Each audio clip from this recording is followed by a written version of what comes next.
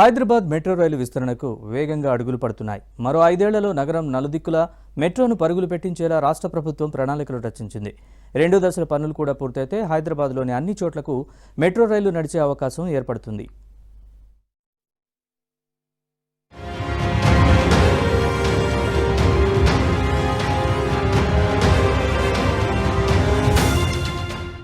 విశ్వనగరంగా రూపుదిద్దుకుంటున్న హైదరాబాద్ లో మెట్రో ఆవశ్యకత పెరుగుతోంది.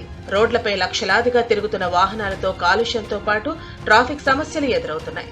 హైదరాబాద్ లో సుమారు 80 లక్షలకు పైగా వాహనాలుండగా అందులో దాదాపు 45 లక్షల వాహనాలు రోజు రోడ్లపైనే తిరుగుతున్నాయి. ఉదయం 8 నుంచి రాత్రి 10 గంటల వరకు పలు మార్గాల్లో ట్రాఫిక్ సమస్యలు ఏర్పడుతున్నాయి. దీంతో లక్షలాది మంది మెట్రోలో ప్రయాణానికి మొగ్గు చూపుతున్నారు. మొదటి దశలో అందుబాటులోకి వచ్చిన వివిధ స్టేషన్లలో ప్రయాణికుల రద్దీ నిత్యం విపరీతంగా కనిపిస్తోంది. రోజు రోజుకు పెరుగుతున్న మెట్రో అవసరాలను దృష్టిలో ఉంచుకుని అన్ని వైపులా కారిడార్లను నిర్మిస్తే రోడ్లపై ట్రాఫిక్ రద్దీ తగ్గడంతో పాటు కాలుష్యాన్ని అరికట్టే అవకాశం ఉంటుంది. ఈ నేపథ్యంలో సీఎం రేవంత్ రెడ్డి మెట్రో విస్తరణపై ప్రత్యేక దృష్టి పెట్టారు. నగర నలుదిక్కుల మెట్రోను విస్తరించబోతున్నారు.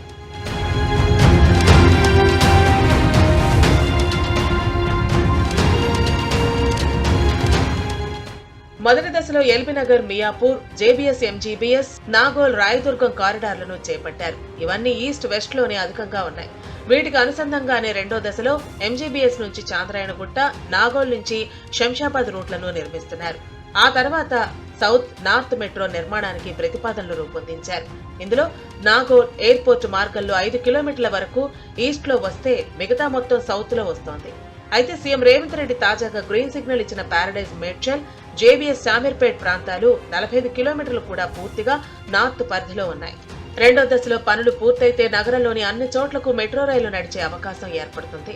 మొదటి, రెండో దశలో కలిపి రోజుకు దాదాపు 12 లక్షల నుంచి 14 లక్షల మంది వరకు ప్రయాణించాలనే లక్ష్యంతో Hyderabad airport metro rail limited అధికారులు పనులు చేపడుతున్నారు.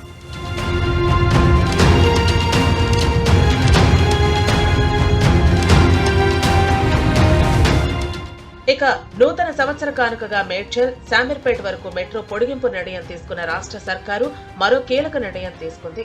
కంటోన్మెంట్ ప్రాంతంలో ట్రాఫిక్ ఇబ్బందులు తీర్చేందుకు ఇప్పటికే నిర్ణయించిన ఎలివేటెడ్ కారిడార్లను డబుల్ డెక్కర్ ఫ్లైఓవర్లుగా మార్పు చేయాలని నిర్ణయించింది.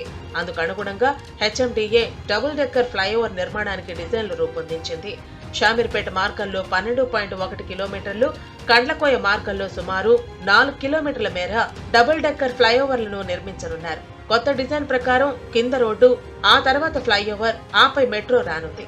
దేశంలో ఒక్క నాగ్పూర్ లో మాత్రమే ఈ తరహా డబుల్ డెక్కర్ ఫ్లైఓవర్ ఉంది. నిజానికి గత ప్రభుత్వ హయాంలోనే ఈ మార్గాల్లో డబుల్ డెక్కర్ ఫ్లైఓవర్ల ప్రతిపాదనలు వచ్చాయి. అయితే అందుకు ఆ మార్గాల్లో రక్షణ శాఖకు సంబంధించిన దాదాపు 150 ఎకరాల స్థలం కావాలని అప్పట్లో తేల్చారు. ఆ స్థలాలను ఇస్తే అందుకు బదులుగా 300 ఎకరాలు ఇస్తామని నాటి సర్కార్ కేంద్రానికి విజ్ఞప్తి చేసింది. కానీ కేంద్ర ప్రభుత్వం నుంచి సహకారం లేకపోవడంతో ప్రతిపాదనలు కార్యరూపం దాల్చలేదు.